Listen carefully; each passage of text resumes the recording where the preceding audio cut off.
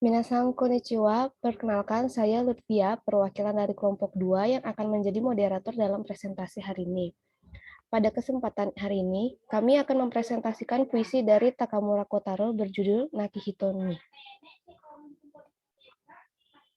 Adapun anggota kelompok ini selain saya ialah Heriadi, Starlet Zevanya Astazalui, Nur Iman Alfian Hussein, Intan Rizvi Hafiza, Mega Salsabila, dan Dava Satria Alveter. Sebelum masuk ke pembahasan inti, marilah kita mendengarkan pembacaan dari puisi ini yang dibacakan oleh pembaca puisi Horikiri Heiko. Naki hito ni. スズメはあなたのに夜明けに起きて窓を叩く。沈頭のグロキシニアはあなたのように黙って咲く。朝風は人のように私の五体を目覚まし、あなたの香りは午前5時の寝部屋に涼しい。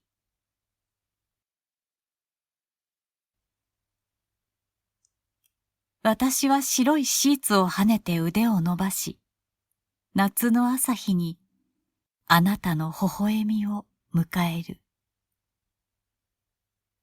今日が何であるかをあなたはささやく。権威あるもののようにあなたは立つ。私はあなたの子供となり、あなたは私の裏若い母となる。あなたはまだいる。そこにいる。あなたは万物となって私に満ちる。私はあなたの愛に値しないと思うけれど、あなたの愛は一切を無視して私を包む。昭和14年7月。Baik, itu tadi pembacaan puisi dari Horikiri Keiko. Selanjutnya akan dibacakan oleh pemateri selanjutnya. Baiklah, terima kasih atas kesempatan yang diberikan. Saya akan membacakan hasil terjemahan dari puisi tersebut, yaitu kepada orang yang sudah tiada, selayaknya engkau burung pipit bangun saat dini hari dan mengetuk jendela. Selayaknya engkau bunga gloxinia yang berada di samping tempat tidur terdiam dan mekar. Angin di pagi hari seolah-olah seseorang yang membangunkan seluruh tubuhku. Aromamu terasa sejuk di kamar tidur pada pukul 5 pagi. Baiklah, saya kembalikan ke moderator.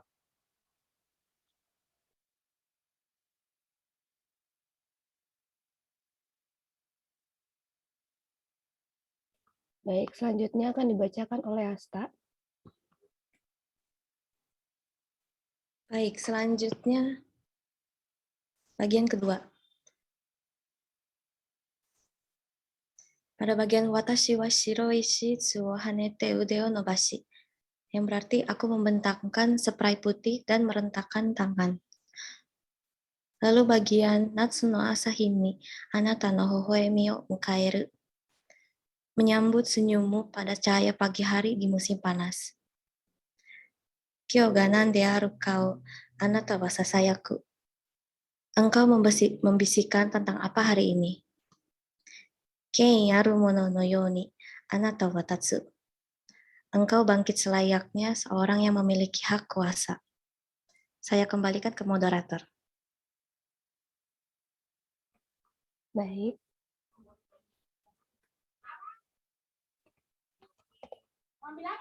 Materi selanjutnya akan dibacakan oleh pemateri. Baiklah, selanjutnya. Watashi wa anata no kodomo to nari. Aku menjadi sosok anakmu. Anata wa watashi no urawakai haha to naru. Dan engkau menjadi sosok ibuku yang masih terlihat muda. Anata wa mada iru. Soko ni iru. Engkau masih ada di situ. Anata wa bambutsu to natte watashi ni michiru. Engkau adalah sosok segalanya yang memenuhi diriku. Next.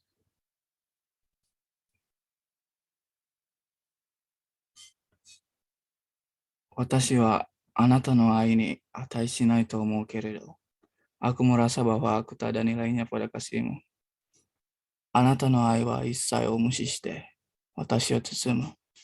Namun kasihmu memelukku tanpa menghiraukan segalanya. Baiklah, jadi itulah tadi eh, terjemahan atau arti dari puisi tersebut yang mana yang berjudul Naki Bitoni. Selanjutnya kami akan masuk ke materi pemaknaan yang akan dibacakan oleh Saudara Heri. Baiklah, terima kasih atas kesempatannya. Saya akan membacakan makna dari bagian yang pertama, yaitu puisi tersebut ditulis oleh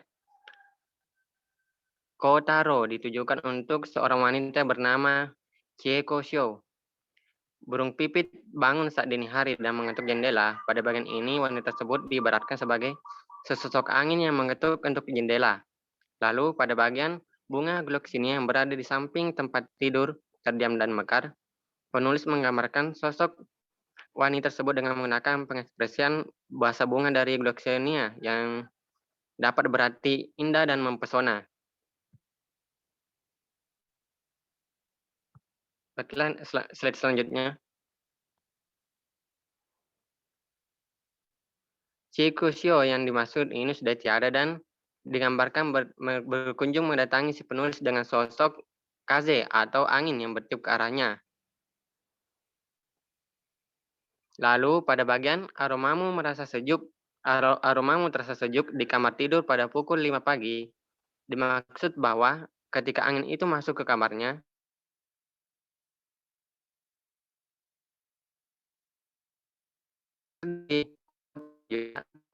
hanya memenuhi kamar rasa lebih dekat dibanding sebelumnya. Chieko yang mana sudah tidak ada di dunia.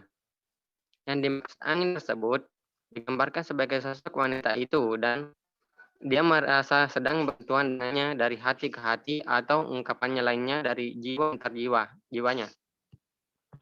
Baiklah, saya kembalikan ke moderator.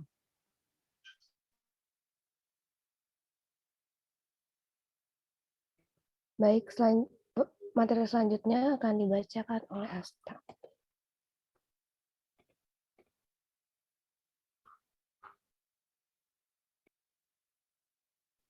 Baiklah, selanjutnya pemaknaan bagian kedua.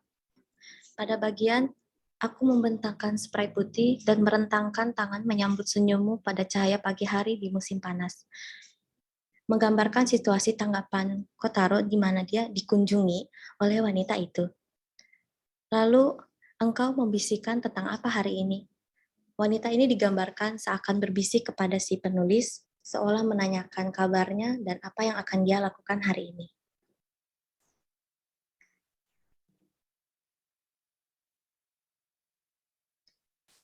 Lalu yang terakhir, pada bagian engkau bangkit selayaknya seorang yang memiliki hak kuasa. Menggambarkan seakan wanita ini datang menguasai si penulis agar merasakan keberadaannya yang berwujud angin tersebut. Nah, saya kembalikan ke moderator. Baik, selanjutnya akan dibacakan oleh Faye. Baiklah, saya akan melanjutkan penjelasan dari rekan saya. Jadi pada bagian ini, yaitu yang mana aku menjadi sosok anakmu dan engkau menjadi sosok ibuku yang masih terlihat muda. Jadi di sini diekspresikan sebagai Chieko sebagai sesuatu yang berwujud layaknya pelindungnya atau bisa dibilang malaikat pelindung dari Kotaro tersebut. Dan pada bagian engkau adalah sosok segalanya yang memenuhi diriku. Jadi maksud dari Kotaro ia merasa keberadaan sosok Chieko bukan sebagai sosok yang keberadaannya secara hakiki, namun lebih ke bahwa dia merasakannya dengan keberadaan yang menyimpang atau henzai. Jadi untuk pemaknaannya sendiri ini, kami tentunya mengambil dari interpretasi kami, namun juga kami mengambil sedikit referensi dari seorang pengamat puisi ataupun kritikus yang bernama Waka Waka Wakamatsu Eisuke, yang mana dari bukunya yaitu Shito Deao Shito Ikiru. Baiklah, mungkin itu saja untuk bagian pemaknaannya. Selanjutnya kita akan masuk di materi selanjutnya. Saya akan kembalikan ke moderator. Terima kasih. Baik, terima kasih Faisal. Ya, pada materi selanjutnya yaitu unsur ekstrinsik. Pada bagian ini akan dibacakan pertama oleh Imam Sam. Baik, terima kasih atas kesempatan yang diberikan oleh Saudari Lutfia San. Baiklah, saya akan menjelaskan tentang biografi umum terkait mengenai Takamura Kotaro. Kotaro Takamura lahir pada tanggal 13 Maret tahun 1883 dan meninggal pada tanggal 2 April pada tahun 1956.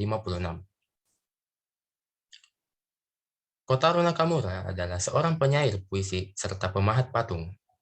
Takamura sendiri adalah anak dari pemahat patung ternama di Jepang yang bernama Kon Takamura. Selain Nakamura Kotaro, ada pun juga balik dulu. Kotaro Nakamura juga dikenal dengan nama Mitsutaro, yaitu nama aslinya, dan Takamura Sayu, yaitu nama penanya. Oke, next. Riwayat pendidikan Takamura Kotaro sendiri itu pada tahun 1902, Takamura Kotaro lulus sarjana dari Tokyo School of Fine Arts.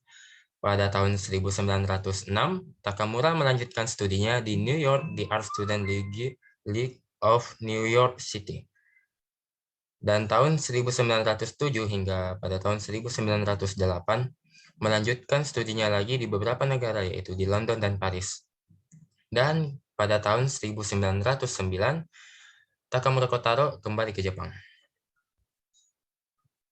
Baiklah, sekian pemaparan dari saya kembalikan ke moderator.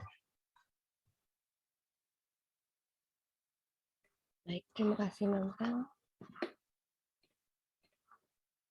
Selanjutnya adalah perjalanan karir yang akan dibacakan oleh saya sendiri. Setelah pulang dari Jepang, ia mempelajari puisi di bawah bimbingan Hiroshi Yosano dan kemudian menjadi anggota Shirakaba, Asosiasi Seniman. Karya pahatan dari Takamura memiliki pengaruh yang cukup kuat dan baik dari karya barat maupun di tradisional Jepang. Puisi Takamura hampir semuanya bersajak bebas mengalami banyak perubahan. Gaya dekaden awalnya kemudian bergeser ke salah satu kesederhanaan dan ekspresi langsung. Mungkin menyesali sikap sastra militeristik yang dia ambil selama Perang Dunia Kedua, Takamura pensiun dari kehidupan publik setelah perang. Takamura juga terkenal dengan beberapa puisi yang ia ciptakan dari kepergian istrinya Chieko. Ya, itulah dari penjelasan unsur ekstrinsik dari puisi Nakihito ini. Selanjutnya ada unsur intrinsik yang akan dibacakan oleh materi selanjutnya.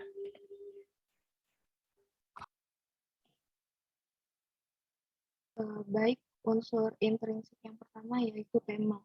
Tema dalam puisi Nakihito ini adalah perasaan kerinduan dan kasih sayang oleh Takamura kepada istrinya, yaitu Takamura Chieko yang telah meninggal dunia.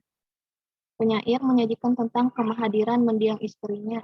Tampaknya semacam kebahagiaan dan kerinduan yang meluap di seluruh puisi, memberitahu audiens bahwa itu bukan hanya retorika puitis, tetapi sesuatu yang dirasakan oleh penyair setiap harinya.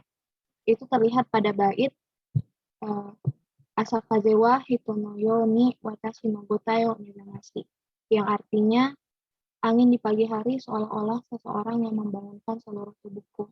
Lalu bait berikutnya, Anata no kaori wa gozen goji no nebe ya mitsubushi, yang artinya aromamu terasa sejuk di kamar tidur pada pukul 5 pagi. Next slide.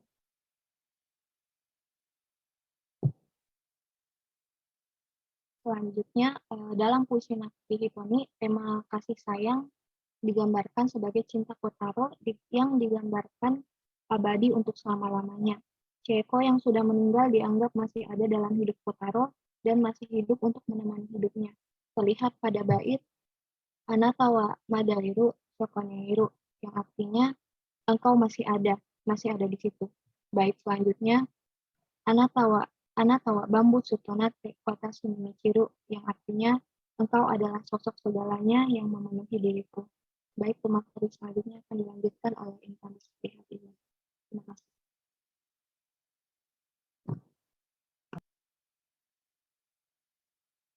Selanjutnya adalah majas atau gaya bahasa. Majas atau gaya bahasa yang digunakan adalah yang pertama, majas personifikasi. Majas ini ditunjukkan pada bait yang berbunyi Shintono Buroku Shiniyawa Anatono Yaoni Damate Saku, yang berarti selayaknya engkau, bunga gloxinia yang berada di samping tempat tidur terdiam dan mekar, di mana penulis melambangkan sosok wanita yang dimaksud dengan menggunakan bunga gloxinia. Yang kedua adalah majas simila.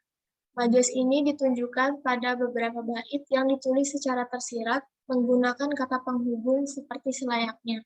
Salah satunya pada bait Suzumewa Anatono Yauni Yoakini Okite Maduo Tataku, yang berarti selayaknya engkau, burung pipit bangun saat dini hari dan mengetuk jendela. Yang ketiga ada majas repetisi. Majas ini merupakan majas pengulangan dan digunakan pada bait Anatawa Madairu Sokoni Iru, yang berarti engkau masih ada di situ. Sekian dari saya, selanjutnya akan dilanjutkan oleh Megasa Sabila. Baik, unsur intrinsik yang terakhir yaitu amanat. Jadi amanat yang ingin disampaikan penyair melalui puisinya adalah kasih sayang dan kerinduan kepada seseorang yang dikasihi akan tetap abadi walaupun seseorang tersebut telah tiada. Dan tanpa memedulikan fisiknya yang tidak terlihat, yang diungkapkan melalui bait-bait dari jiwa antar jiwanya akan tetap teringat. Baik, saya akan kembalikan kepada moderator.